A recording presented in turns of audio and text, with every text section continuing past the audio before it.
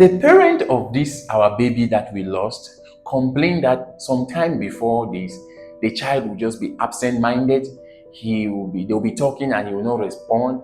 And they were already shouting a lot at the child, thinking that the child was being stubborn. And until this episode of the other convulsion that took the child's life. So, because of this, we are going to be talking in this series on the different type of convulsions.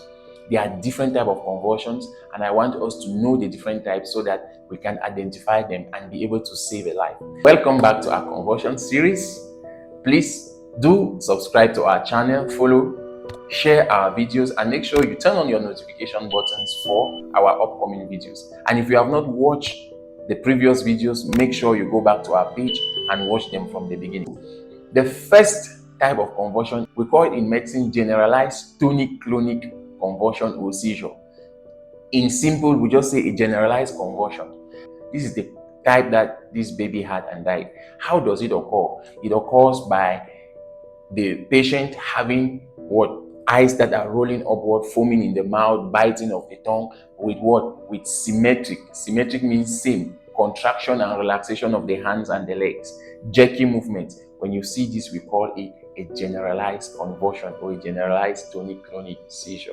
The second one is an absence seizure or an absence convulsion. This occurs when children get absent-minded. So from the story that this mother told us, probably our baby was having an absence seizure, and they thought and they mistook it for headiness and stubbornness from the baby. So if you notice some abnormalities in your child, don't go about shouting. Try to verify why that is happening. This child was having an absence seizure or an absence convulsion, and the mother never knew. So absence seizure sometimes can progress now to generalized seizure. That is the scenario that we had with our baby. The third type of convulsion that we have is what we call a partial convulsion or a partial seizure. In medicine, we call it a partial seizure. It occurs when one side of the brain is affected. In a generalized seizure or convulsion, both sides of the brain are affected. But in partial, it is one side of the brain that is affected. And most of the times, you see one part of the body being affected. You may just have jerky movements on one arm, and the other one is not jerking. So in that case, you know that you are having what we call a partial or a focal convulsion. And in these focal convulsions, you will notice the person having unusual activities, noticing unusual smells, unusual habits, just behaving in an abnormal way, in a strange way, habits, and it tells you he's hearing some smells and some tastes and some unusual behaviors. If I can say, you can already suspect that this is a focal or a partial convulsion. Come to the last and not the least, the febrile convulsion.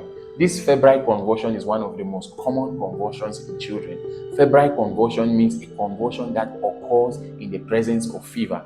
Most of the times when children have high fever, excessive high fever, the response of the brain is convulsion. So a convulsion that occurs when a child is having fever is called a febrile convulsion. So most of the times when you see your children having fever, make sure that you handle the cause of the fever. If not, those children can start convulsing. So if you have a child that is convulsing and was having fever, don't be surprised. It is the fever that caused the convulsion.